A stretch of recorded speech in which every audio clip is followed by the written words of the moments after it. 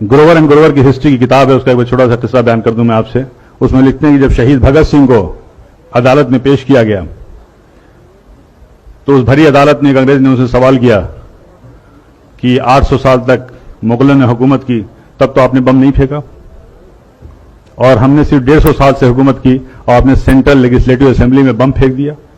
उसका बहुत अच्छा जवाब भगत सिंह ने दिया था कि देखिए, मुगलों ने जो हम पर राज किया है वो हमारे दिलों पर राज किया है, और उन्होंने इस मुल्क को सोने की चिड़िया बना दिया है, और इस सोने की चिड़िया की चमक से आप 7 समुंदर दूर से यहां तक आए हैं, और यहां पे आने के बाद अगर आपकी हुकूमत को अगर एक लफ्ज में, एक लाइन में कहा जाए तो वो ये कि आपकी हुकूमत एक स्पंज की तरह है जो गंगा के किनारे हीरो और जवाहरात को चूस करके इंग्लैंड में जाकर के टेम्स नदी के किनारे निचोड़ती है, और वो इंग्लैंड मालामाल हो जाता है, और उस दौलत के मालामाल होने के बाद उससे आप अपनी तरक्की करते हैं।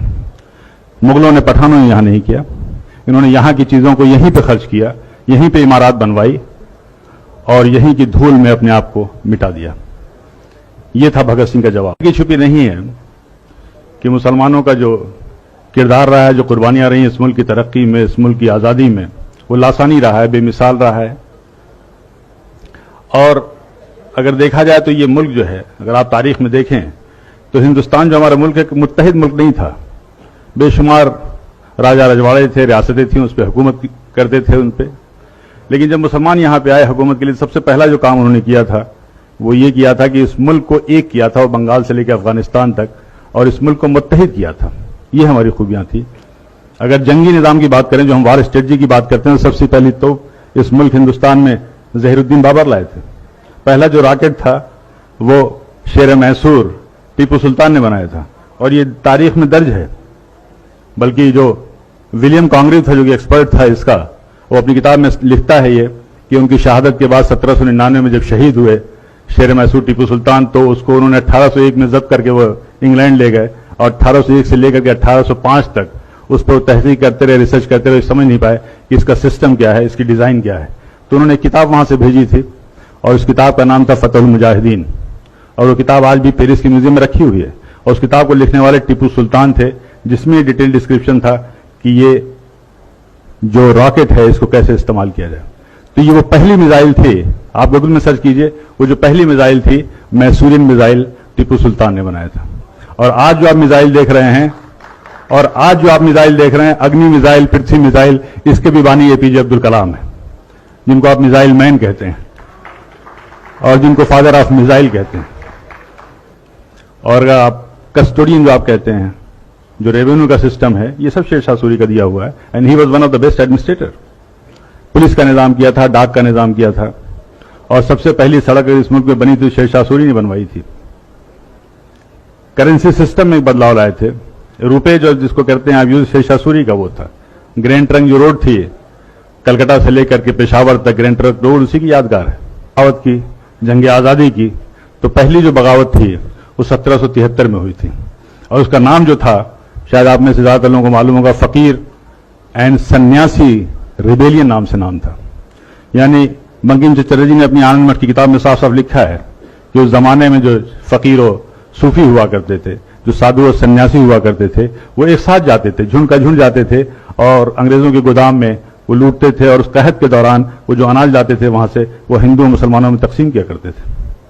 और ये सिलसिला तकरीबन 50 साल तक चला। इसका पूरा तारीख में डिस्क्रिप्शन है। पहली जो जंग आजादी थी वो 1857 की थी। और जिस फतवा वर्ड हम कहते हैं, जंग आजादी का सबसे पहला फतवा फजल हक खैराबादी ने दिया था। अल्लामा फजल हक खैराबादी ने यह फतवा दिया था जंग आजादी में अंग्रेजों के खिलाफ मुहिम का, और उस फतवे का यह असर था कि दिल्ली जैसी राजधानी को हमने फतह किया था।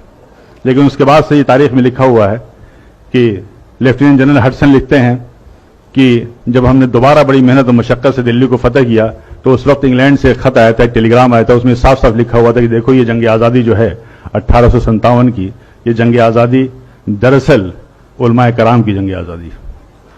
और उन उलमाए कराम के लिए बड़े फख्र से वो लिखता है कि हमने न जाने सैकड़ों उलमाए कराम को बगैर किसी मुकदमा चलाए हुए फांसी दे दिया। और ये कोटेड है, तारीख के फिगर्स में बता रहा हूं कि उस जमाने में जिन 51,200 लोगों को फांसी दी गई थी, उसमें से तकरीबन 27,000 से ज्यादा उलमाए कराम थे जिनको फांसी दी गई थी।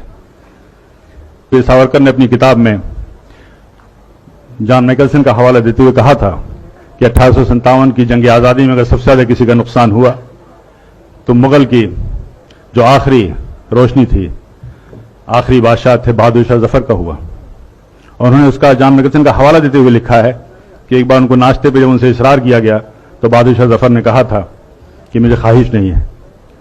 उसके बाद से वो लिखता है कि हम लोगों ने उनकी आंख में जहरीला ऑइंटमेंट लगाना शुरू कर दिया ताकि उनकी बीनाई चली जाए।